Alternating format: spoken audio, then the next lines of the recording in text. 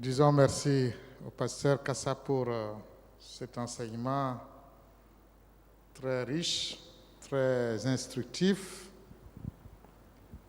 Nous avons besoin de connaître la parole de Dieu parce qu'aujourd'hui, il y a beaucoup de vents de doctrine qui circulent, que ce soit dans les radios, dans les télévisions, sur WhatsApp, etc., etc.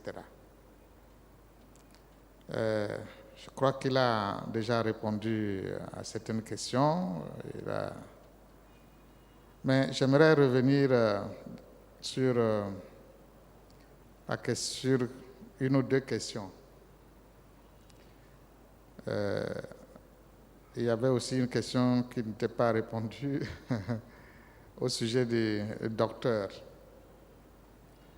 Il faut souligner que le docteur dont il est question dans ce passage, ce n'est pas le docteur que nous connaissons aujourd'hui. Il faut faire la différence entre le docteur en tant que ministère et le docteur en tant que titre académique. Alors, aujourd'hui, on appelle docteur quelqu'un qui a étudié, qui a le doctorat. On l'appelle docteur parce qu'il a le doctorat. Ça, c'est un titre académique. Ça n'a rien à voir avec le ministère des docteurs. Le ministère, ici, docteur, dans le grec, on a tout simplement dit enseignant. Le mot qui est traduit par docteur ici veut dire aussi enseignant. En grec, on dit didaskalos, l'enseignant. Donc, ça, c'est un ministère. C'est le ministère de l'enseignement. Donc, quand on dit docteur ici, là, c'est tout simplement enseignant. Voilà. Et comme le pasteur a expliqué, ce ministère-là, c'est un ministère très important dans l'Église. Parce que l'enseignant de la parole, c'est quelqu'un qui expose correctement, droitement la parole de Dieu, qui va dans la profondeur des Écritures pour instruire le peuple de Dieu, pour enseigner, pour convaincre, pour corriger. Il est très doué dans le maniement de la parole. Il fait une bonne exégèse de la parole et une bonne application de la parole. Ça, c'est un enseignant. Il est doué pour ça. Il est oint pour ça. Il est perspicace, profond, quand il expose la vérité de la parole de Dieu, quand il explique la parole de Dieu. Il est profond, riche, instructif. Ça, c'est un enseignant. C'est un don. Ce n'est pas donné à tout le monde. Voilà. Donc ça, c'est le don ou le ministère d'enseignant ou de docteur. Donc, quand vous lisez dans certaines Bibles, on a plutôt traduit par enseignant. Mais dans d'autres Bibles, on a traduit par docteur. Donc, il faut faire la différence. Ce n'est pas docteur en tant que titre académique, c'est docteur en tant que ministère. Aujourd'hui, les docteurs à l'université, docteur, ça c'est le titre. C'est des titres académiques. Donc, il faut faire la différence. Alors, tout à l'heure, on parlait des prophètes. Les prophètes, tels que c'est mentionné dans Éphésiens, c'est vrai, il y a des prophètes dans le Nouveau Testament, des prophètes dans l'Ancien Testament. Mais il faut retenir quelque chose de très important. Le prophète n'a pas seulement pour ministère de prédire. Non. ce n'est pas de prédire. Même dans l'Ancien Testament, le ministère du prophète ne s'arrêtait pas seulement au fait de prédire l'avenir. C'est vrai, les prophètes prédisaient l'avenir. Mais ce n'était pas ça seulement leur ministère. Leur ministère, c'était de ramener le peuple à la bonne voie, à la parole de Dieu. C'était ça leur ministère, de ramener le peuple. Les prophètes qui ont prophétisé dans la CD, ils ont dit au peuple, vous vous êtes égarés, vous avez abandonné Dieu, vous êtes attachés aux idoles, aux Baals, aux Astartés, revenez à Dieu, revenez à l'Éternel. C'était ça leur message. C'était ça le message principal des prophètes, ramener le peuple à la repentance, ramener le peuple à la bonne voie. C'était ça le message principal des prophètes. Donc leur ministère, ce n'était pas seulement de la prédiction. Mais dans la foulée, la prédiction s'est greffée à leur ministère. Parce que Dieu leur révélait aussi ce qui va se passer dans l'avenir.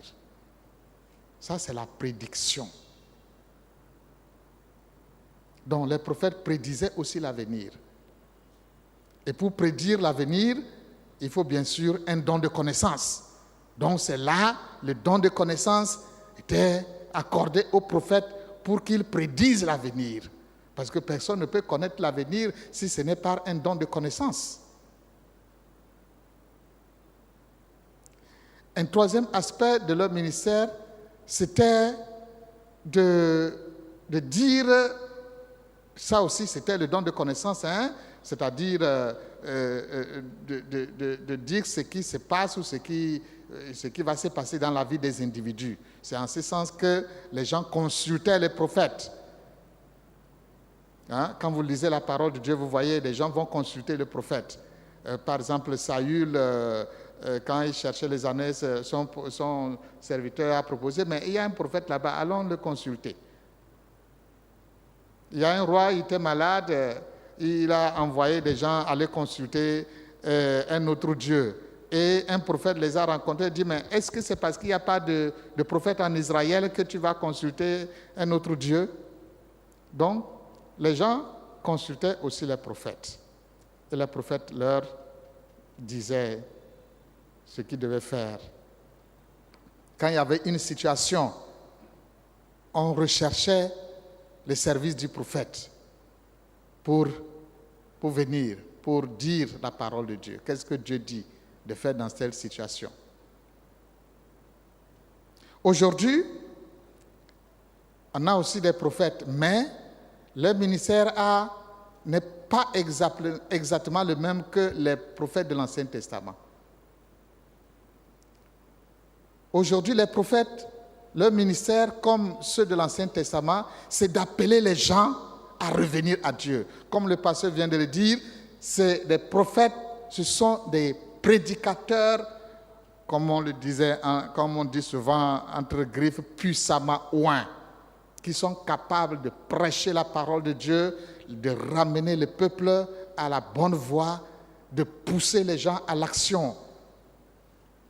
C'est souvent des gens qui sont des revivalistes, c'est-à-dire qui prêchent sur le réveil, qui ramènent le peuple à Dieu. Leurs prédications sont puissantes. Ça, ce sont des prophètes. Donc, à ce titre, ils sont comme les prophètes de l'Ancien Testament qui appelaient le peuple à revenir à Dieu. Mais à la différence des prophètes de l'Ancien Testament, aujourd'hui, il n'y a plus de consultation prophétique.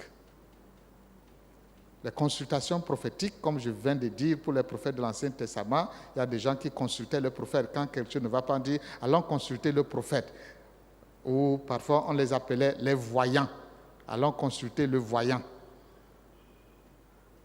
Aujourd'hui, les prophètes d'aujourd'hui n'ont plus ce ministère. Ils n'ont plus le ministère de la consultation prophétique. Donc il faut faire attention. C'est vrai, quelqu'un peut vous dire quelque chose dans votre vie, mais ça, C'est tout le monde. Ça, c'est un don de connaissance. Et ce don de connaissance peut être accordé à n'importe qui. Pour vous dire, Dieu peut passer par un frère, une sœur, un pasteur, n'importe qui, pour vous parler. Ça, ce n'est pas un don de prophétie, hein? C'est un don de connaissance. C'est un don de connaissance. Donc, comme j'ai dit, même les prophètes là qui prophétisaient, quand il leur arrivait de dire des choses dans la vie des gens ou de dire des choses qui vont arriver plus tard, c'était par le don de connaissance. Donc, faites attention aujourd'hui avec les consultations prophétiques. Hein? Il y a des gens, quand ça ne va pas, ils veulent aller consulter un prophète. Comme dans nos cultures traditionnelles, dans nos villages, quand quelque chose ne va pas, il faut aller consulter le charlatan. Il faut aller consulter le marabout. Qu'est-ce qui ne va pas à la maison? Pourquoi l'enfant est malade? Pourquoi mes affaires ne marchent pas? Je vais aller consulter un charlatan. Je vais aller consulter un marabout. Aujourd'hui, il y a des prophètes charlatans, des prophètes marabouts. Ils ont tout simplement changé de veste, mais à l'intérieur, c'est la même chose. Ce sont des charlatans, ce sont des marabouts. Et ce n'est pas par l'Esprit de Dieu qu'ils opèrent, parce que, vous savez, le diable, il est aussi capable de connaître des choses sur la vie des gens. Oui, le diable peut connaître. Ça, c'est par l'esprit de divination. Le diable a aussi cet esprit-là de connaissance. Ça, c'est l'esprit de divination. Le diable a cet esprit. Et donc, ce n'est pas tout le monde qui prédit l'avenir, ce n'est pas tout le monde qui vous dit des choses sur votre vie, qui le dit par l'Esprit de Dieu. Non. Ce n'est pas parce que quelqu'un vous a dit quelque chose sur votre vie et c'est exact. Ah, vraiment, c'est un homme de Dieu, hein? Vraiment, ce qu'il m'a dit là, c'est exactement ça que je vis dans ma vie ou dans ma maison. Ce n'est pas la preuve que c'est un vrai prophète. Non, ce n'est pas la preuve. Il faut faire attention. Aujourd'hui, avec les consultations prophétiques, aujourd'hui, nous avons l'Esprit de Dieu. Nous avons l'Esprit de Dieu. Tu as l'Esprit de Dieu. S'il y a quelque chose, tu pries, Dieu va te guider, Dieu va te diriger, Dieu va te parler. Dieu peut passer par n'importe quel frère, n'importe quelle sœur, ou par le pasteur aussi, pour te dire quelque chose. Si Dieu veut te révéler quelque chose, Dieu veut te dire quelque chose, Dieu peut passer par n'importe qui a en lui l'Esprit de Dieu. Il n'y a pas de personne spécialement désignée au moins pour ça aujourd'hui. Non.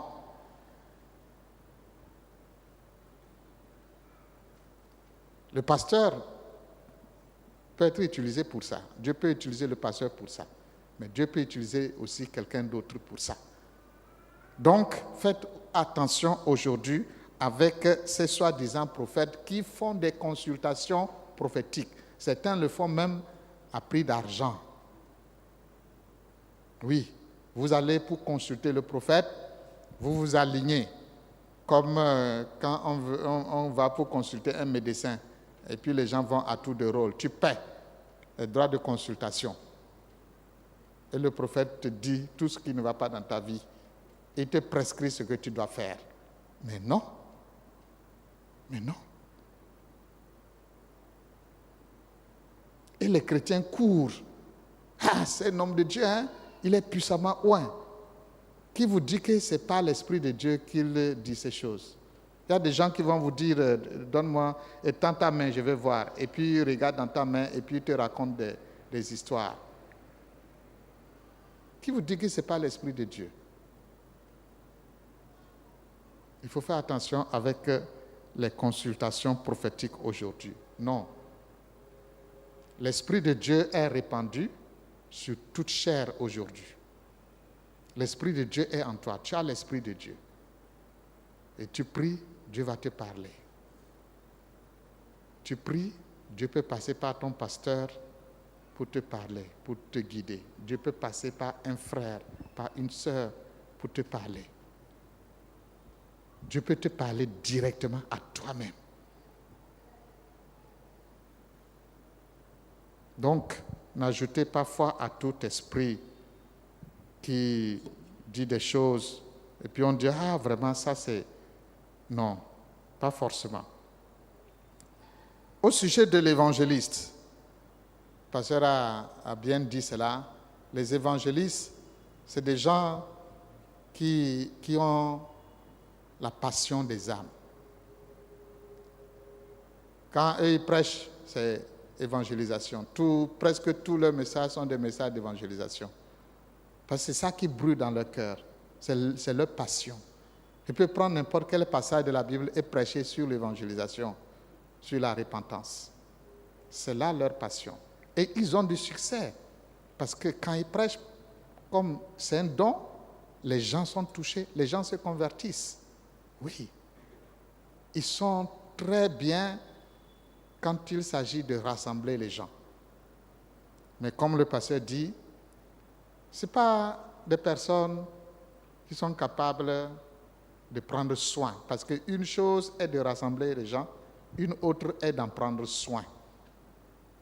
Et les soins pastoraux, ça manque à l'évangéliste.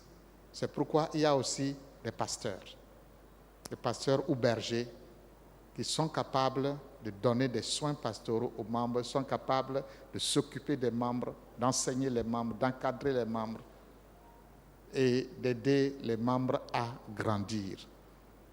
Parce que le troupeau n'a pas seulement besoin de messages de repentance. Il a bien dit, on a besoin d'autre chose.